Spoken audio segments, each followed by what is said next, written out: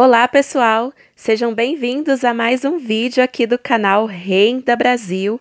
E hoje eu trago notícias para vocês sobre a Previdência Social, sobre o INSS, para você aposentado, pensionista e também notícias do 14º salário, tá? Mas antes, eu gostaria de saber se você já é inscrito aqui no canal. Se você ainda não é inscrito, já aproveita para se inscrever. Ativa o sininho das notificações para ficar por dentro de todas as novidades. E se eu puder também já contar com o seu like, eu vou ficar muito feliz. Vou saber que você está gostando do vídeo, que o conteúdo é um conteúdo bacana e vou trazer mais notícias assim para você. E lógico, o YouTube vai entender que o vídeo é um vídeo bom e vai compartilhar com outras pessoas. E você também, se puder compartilhar esse vídeo, compartilhe para que cheguem outras pessoas, para que outras pessoas tenham conhecimento desta informação. Vamos lá, minha gente. Câmara aprova em segundo turno a PEC dos precatórios, que bancará então o Auxílio Brasil. Após quase 15 horas de sessão, o plenário da Câmara dos Deputados aprovou na noite desta terça-feira, dia 9, em segundo turno, a PEC, que é a proposta de emenda à Constituição dos precatórios. A proposta abre folga de 91,6 bilhões no orçamento federal e viabiliza o Auxílio Brasil. A aprovação foi por 323 votos a favor e 172 contra, contando com uma abstenção. Eram necessários, então, pelo menos 308 votos. A PEC ainda vai ser votada no Senado, mas muito se sabe que provavelmente vai dar certo, né? O Auxílio Brasil, o novo programa social que vai substituir, então, o Bolsa Família, prevê o pagamento de R$ 400 para cerca de 17 milhões de beneficiários até o fim de 2022, ano que o presidente tenta, então, a sua reeleição. Logo após a aprovação do texto base, que levou cerca de 13 horas, os deputados começaram, então, a discutir alterações, conhecidas como destaques, que ainda poderiam trazer mudanças para a proposta. As alterações, então, foram rejeitadas e o texto segue agora para o Senado.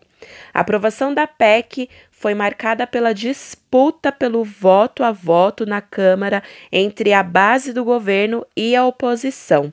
Na semana passada, ela já havia sido aprovada por uma margem bem apertada, de apenas 312 dos 308 votos necessários, apesar, então, dos esforços do governo e do presidente da Câmara, Arthur Lira, tá certo?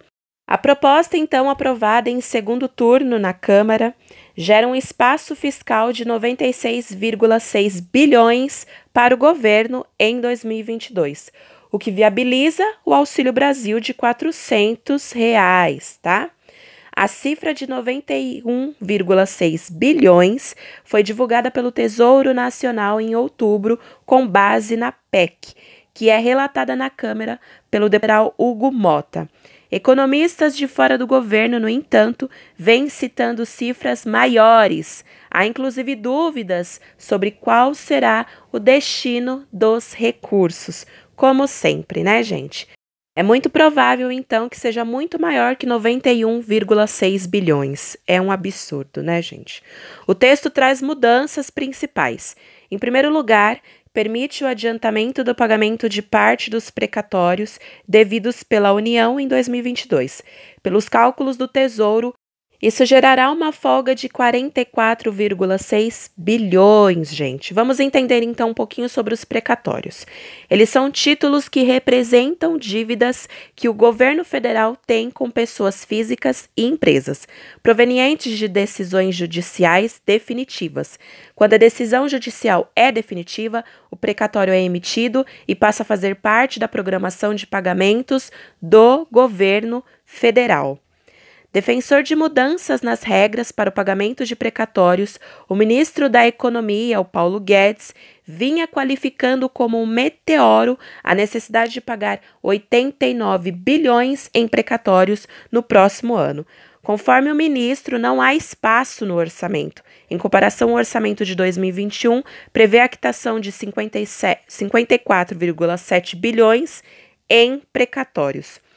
Em segundo lugar, a PEC dos precatórios muda o teto de gastos. A regra fiscal constitucional que limita a despesa pública ao orçamento do ano anterior, corrigido pela inflação. Na prática, a mudança é vista como permissão, então, para furar o teto.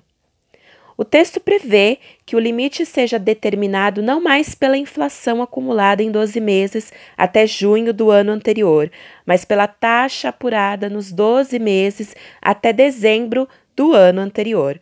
Com esta mudança técnica, haverá então uma folga de 47 bilhões em 2022, pelos cálculos do Tesouro Nacional. Vitória do governo.